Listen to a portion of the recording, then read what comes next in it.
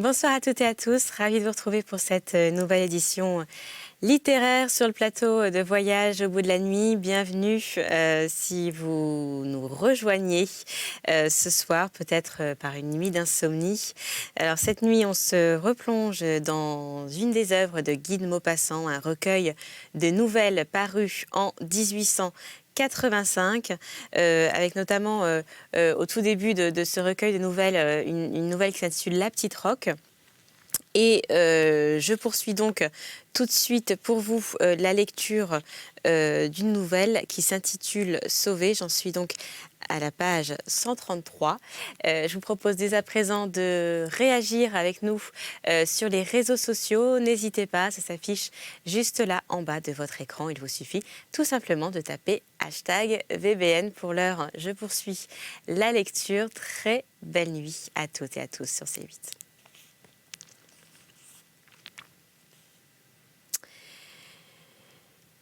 Il reprit, et comme mœurs, je n'osais pas répondre.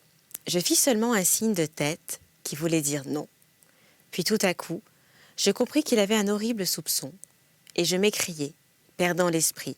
« Oh, monsieur, c'est pour mon mari, qui me trompe en ville, et je veux qu'il me trompe chez moi. Vous comprenez, pour le surprendre. » Alors, l'homme se mit à rire, et je compris, à son regard, qu'il m'avait rendu son estime. Il me trouvait même très forte. J'aurais bien parié qu'à ce moment-là, il avait envie de me serrer la main. Il me dit « Dans 8 jours, madame, j'aurai votre affaire, et nous changerons de sujet s'il le faut. Je réponds du succès. Vous ne me paierez qu'après réussite. Ainsi, cette photographie représente la maîtresse de monsieur, votre mari ? Oui, monsieur. Une belle personne, une fausse maigre. Quel parfum ! Je ne comprenais pas, je répétais « Comment, quel parfum ?» Il sourit « Oui, madame, le parfum est essentiel pour séduire un homme, car cela lui donne des ressouvenirs inconscients qui le disposent à l'action. Le parfum établit des confusions obscures dans son esprit, le trouble et l'énerve en lui rappelant ses plaisirs. Il faudrait tâcher de savoir aussi ce que monsieur, votre mari, a l'habitude de manger quand il dîne avec cette dame. Vous pourriez lui servir les mêmes plats le soir ou vous le pincerez. Oh, nous le tenons, madame, nous le tenons. » Je m'en allais enchantée. J'étais tombée là vraiment sur un homme très intelligent. Trois jours plus tard, je vis arriver chez moi une grande fille, brune, très belle, avec l'air modeste et hardi en même temps, un singulier air de rouée. Elle fut très convenable avec moi, comme je ne savais trop qui c'était, je l'appelais mademoiselle. Alors elle me dit « Oh, madame peut m'appeler Rose, tout court. » Nous commençâmes donc à causer. « Eh bien, Rose, vous savez pourquoi vous venez ici ? » ?»« Je m'en doute, madame. »« Fort bien, ma fille. Et cela ne vous ennuie pas trop ? » ?»« Oh, madame, c'est le 8e divorce que je fais, j'y suis habituée. »« Alors, parfait. Vous faut-il longtemps pour réussir ? » ?»« Oh, madame, cela dépend tout à fait du tempérament de monsieur. Quand j'aurai vu monsieur 5 minutes en tête-à-tête, je pourrai répondre exactement à madame. Vous le verrez tout à l'heure, mon enfant. Mais je vous préviens qu'il n'est pas beau. » « Cela ne me fait rien, madame. J'en ai séparé déjà de très laid, mais je demanderai à madame si elle s'est informée du parfum. »« Oui, ma bonne Rose, la verveine. »« Tant mieux, madame, j'aime beaucoup cette odeur-là. Madame peut-elle me dire aussi si la maîtresse de monsieur porte du linge de soie ? » ?»« Non, mon enfant. De la batiste avec dentelle. »« Oh, alors c'est une personne comme il faut. Le linge de soie commence à devenir commun. C'est très vrai, ce que vous dites là.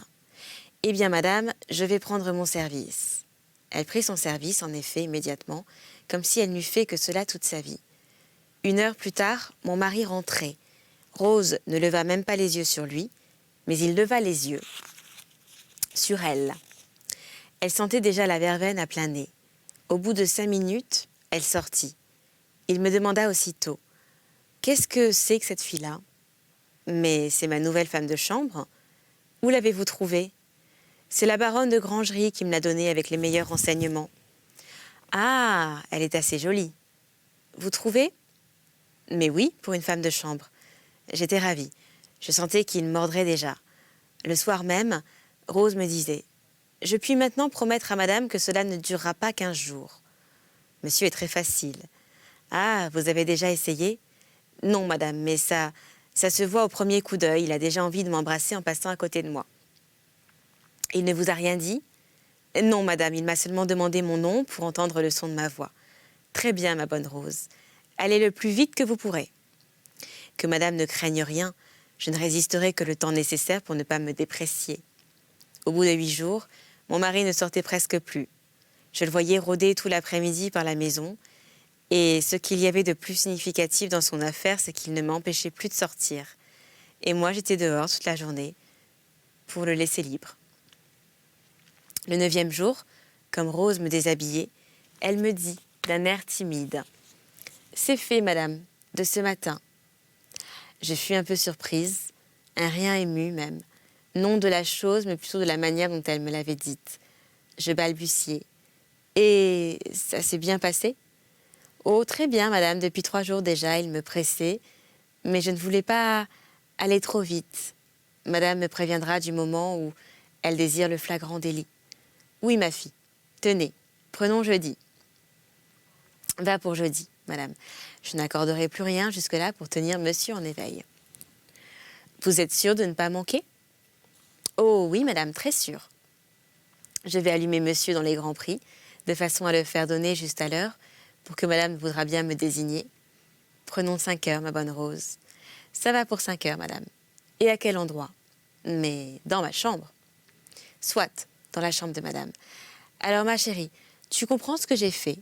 J'ai été chercher papa et maman d'abord, et puis mon oncle d'Orvelin, le président, et puis monsieur Rappelé, le juge, l'ami de mon mari. Je ne les ai pas prévenus de ce que j'allais leur montrer. Je les ai fait entrer tous sur la pointe des pieds jusqu'à la porte de ma chambre. J'ai attendu 5 heures. 5 heures juste. Oui, mon cœur battait. J'avais fait monter aussi le concierge pour avoir un témoin de plus. Et puis, au moment où la pendule commence à sonner, pan, j'ouvre la porte, toute grande. Et ça y est. J'étais en plein, ma chère. Oh, mais quelle tête, quelle tête! Si tu avais vu sa tête. Et il s'est retourné, l'imbécile. Ah, qu'il était drôle. Je riais, et papa qui s'est fâché, qui voulait battre mon mari et le concierge, un bon serviteur qui l'aidait à se rhabiller devant nous. Il boutonnait ses bretelles, que c'était farce. Quant à Rose, Rose parfaite, absolument parfaite. Elle pleurait même très bien. C'est une fille précieuse, Rose. Si tu en as jamais besoin, n'oublie pas. Et me voici. Je suis venue tout de suite te raconter la chose, tout de suite. Je suis libre. Vive le divorce. Et il se mit à danser, au milieu du salon, tandis que la petite baronne, songeuse et contrariée, murmurait: « Pourquoi ne m'as-tu pas invitée à voir cela ?» Madame Paris, j'étais assis sur le môle du petit port d'Aubernon, près du hameau de la Salisse, pour regarder Antibes au soleil couchant. Je n'avais jamais rien vu d'aussi surprenant et d'aussi beau. La petite ville, enfermée en ces lourdes murailles de guerre construites par Monsieur de Vauban, s'avançait en pleine mer, au milieu de l'immense golfe de Nice. La haute vague du large venait se briser à son pied, l'entourant d'une fleur d'écume, et on voyait au-dessus des remparts les maisons grimper les unes sur les autres, jusqu'aux 2 tours dressées dans le ciel comme les 2 cornes d'un casque antique. Et ces 2 tours se dessinaient sur la blancheur laiteuse des Alpes, sur l'énorme et lointaine muraille de neige qui barrait tout l'horizon. Entre l'écume blanche au pied des murs et la neige blanche au bord du ciel, la petite cité éclatante et debout sur le fond bleuâtre des premières montagnes offrait aux rayons du soleil couchant une pyramide de maisons, aux toits roux, dont les façades aussi étaient blanches, et si différentes cependant qu'elles semblaient de toutes les nuances. Et le ciel, au-dessus des Alpes, était lui-même d'un bleu presque blanc, comme si la neige eût déteint sur lui. Quelques nuages d'argent flottaient tout près des sommets pâles, et de l'autre côté du golfe, Nice, couchée au bord de l'eau, s'étendait comme un fil blanc entre la mer et la montagne. 2 grandes voiles latines poussées par une forte brise semblaient courir sur les flots. Je regardais cela, émerveillée. C'était une de ces choses si douces, si rares, si délicieuses à voir qu'elles entrent en vous, inoubliables, comme des souvenirs de bonheur. On vit, on pense, on souffre, on est ému, on aime par le regard, celui qui fait sentir par l'œil, éprouve à contempler les choses et les êtres, la même jouissance aiguë, raffinée, profonde, que l'homme à l'oreille délicate et nerveuse dont la musique ravage le cœur. Je dis à mon compagnon, Monsieur Martini, un méridional pur sang, voilà certes un des plus rares spectacles qu'il m'était donné d'admirer. J'ai vu le mont Saint-Michel, ce bijou monstrueux de granit, sortir des sables au jour levant. J'ai vu dans le Sahara le lac de Rayana Chergui, long de 50 kilomètres, luire sous une lune éclatante, comme nos soleils, et exhaler vers elle une nuée blanche pareille à une fumée de lait. J'ai vu dans les îles Lipari le fantastique cratère de soufre du Volcanello, fleurs géantes qui fument et qui brûlent, fleurs jaunes démesurées épanouies en pleine mer et dont la tige est un volcan. Eh bien, je n'ai rien vu de plus surprenant qu'Antibes debout sur les Alpes au soleil couchant. Et je ne sais pas pourquoi des souvenirs antiques me hantent. Des vers d'Homère me reviennent en tête. C'est une ville du vieil Orient. Ceci, c'est une ville de l'Odyssée. C'est Troie, bien que Troie fût loin de la mer. Monsieur Martini tira de sa poche le guide Sarti et lut. Cette ville fut à son origine une colonie fondée par les Phocéens de Marseille, vers l'an 340 avant Jésus-Christ. Elle reçut d'eux le nom grec d'Antipolis, c'est-à-dire contre-ville, ville en face d'une autre, parce qu'en effet elle se trouve opposée à Nice, autre colonie marseillaise. Après la conquête des Gaules, les Romains firent d'Antibes une ville municipale. Ses habitants jouissaient du droit de cité romaine. Nous savons par une épigramme de Martial que, de son temps, il continuait. Je l'arrêtai. Peu m'importe ce qu'elle fût, je vous dis que j'ai sous les yeux une ville de l'Odyssée. Côte d'Asie ou côte d'Europe, elle se ressemblait, sur les deux rivages, et il n'en est point sur l'autre bord de la Méditerranée qui éveille en moi, comme celle-ci, le souvenir des temps héroïques. Un bruit de pas me fit tourner la tête. Une femme, une grande femme brune, passait sur le chemin qui suit la mer en allant vers le cap. Monsieur Martini murmura, en faisant sonner les finales. « C'est Madame Paris, vous savez ?» Non, je ne savais pas, mais ce nom jeté, ce nom du berger troyen, me confirma dans mon rêve. Je dis cependant, « Qui ça, Madame Paris ?» Il parut stupéfait que je ne connusse pas cette histoire. J'affirmai que je ne le savais point, et je regardai la femme qui s'en allait, sans nous voir, rêvant, marchant, d'un pas grave, lent, comme marchaient sans doute les dames de l'Antiquité. Elle devait avoir 35 ans environ, rester belle, fort belle, bien qu'un peu grasse. Et monsieur Martini me conta ceci. Madame Paris, une demoiselle Combelombe, avait épousé un an avant la guerre de 1870, Monsieur Paris, fonctionnaire du gouvernement. C'était alors une belle jeune fille, aussi mince, aussi gaie qu'elle était devenue forte et triste. Elle avait accepté à regret Monsieur Paris, un de ces petits hommes à bedaine et à jambes courtes qui trottent menus dans une culotte toujours trop large. Après la guerre, Antibes fut occupée par un seul bataillon de ligne commandé par Monsieur Jean de Carmelin, un jeune officier décoré durant la campagne qui venait seulement de recevoir les 4 galons.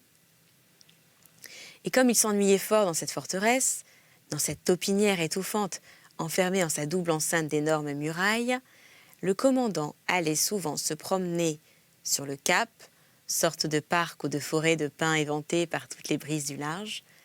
Il y rencontra Madame Paris qui venait aussi, les soirs d'été, respirer l'air frais sous les arbres. Comment s'aimèrent-ils? Le sait-on?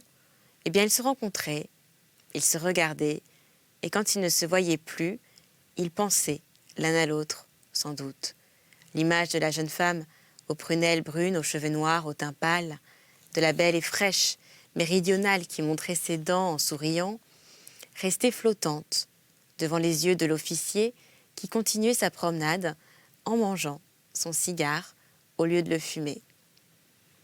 L'image du commandant serré dans sa tunique, culotté de rouge et couvert d'or dont la moustache blonde frisée sur sa lèvre, devait passer le soir devant les yeux de Madame Paris, quand son mari mal rasé, mal vêtu, court de pâtes et ventru, rentrait pour souper. À force de se rencontrer, ils sourirent, en se revoyant peut-être, et à force de se revoir, ils s'imaginèrent qu'ils se connaissaient. Il la salua assurément. Elle fut surprise et s'inclina si peu tout juste, ce qu'il fallait pour ne pas être impolie. Mais au bout de 15 jours, elle lui rendait son salut de loin, avant même d'être côte à côte. Il lui parla. De quoi? Du coucher du soleil, sans aucun doute. Ils l'admirèrent ensemble, en le regardant au fond de leurs yeux, plus souvent qu'à l'horizon. Et tous les soirs, pendant 2 semaines, ce fut le prétexte banal, en persistant d'une causerie de plusieurs minutes. Puis, ils osèrent faire quelques pas ensemble, en s'entretenant de sujets quelconques, mais leurs yeux déjà se disaient 1000 choses plus intimes, de ces choses secrètes, charmantes, dont on voit le reflet dans la douceur, dans l'émotion du regard qui font battre le cœur car elles confessent l'âme, mieux qu'un aveu. Puis il dut lui prendre la main, balbutier ces mots que la femme devine sans avoir l'air de les entendre. Et il fut convenu entre eux qu'ils s'aimaient sans qu'ils se le fussent prouvé par rien de sensuel ou de brutal. Elle serait demeurée indéfiniment à cette étape-là de la tendresse, elle, mais lui voulait aller plus loin. Et il la pressa chaque jour plus ardemment de se rendre à son violent désir. Elle résistait, elle ne voulait pas. Elle semblait résolue à ne point céder. Un soir pourtant, elle lui dit comme par hasard « Mon mari vient de partir pour Marseille. Il va rester 4 jours. » Jean de Carmelin se jeta à ses pieds, la suppliant d'ouvrir sa porte le soir même vers 11 heures, mais elle ne l'écouta point et rentra d'un air fâché. Le commandant fut de mauvaise humeur tout le soir, et le lendemain, dès l'aurore, il se promenait, rageur sur les remparts, allant de l'école du tambour à l'école de peloton, et jetant des punitions aux officiers et aux hommes, comme on jetterait des pierres dans une foule. Mais en rentrant pour déjeuner, il trouva sous sa serviette, dans une enveloppe, ces 4 mots. Ce soir, 10 heures. Il donna 100 sous, sans aucune raison, au garçon qui le servait. La journée lui parut fort longue. Il la passa en partie à se bichonner, à se parfumer. Au moment où il se mettait à table pour dîner, on lui remit une autre enveloppe.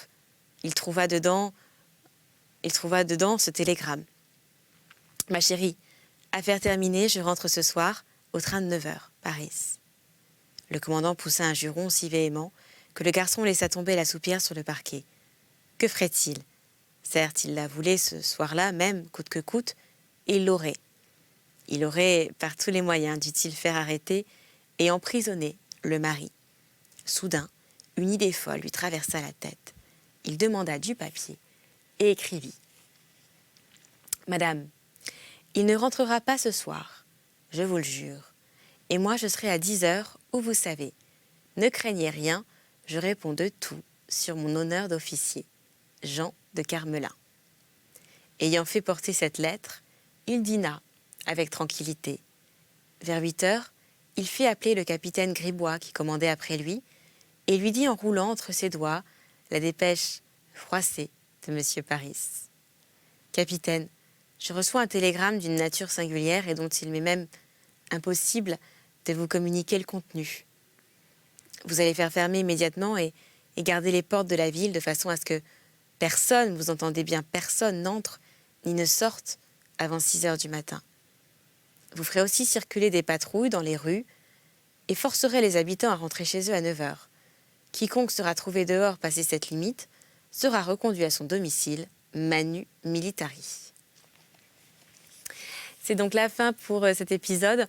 On se retrouvera, je l'espère, bientôt pour la suite. D'ici là, n'oubliez pas d'interagir dès à présent avec nous sur les réseaux sociaux. Il vous suffit de taper tout simplement #VBN. Vous pouvez également nous retrouver sur le site de la chaîne www.c8.fr dans la rubrique des divertissements. Quant à moi, je vous embrasse. Je vous souhaite une très belle fin de soirée sur C8. À très vite.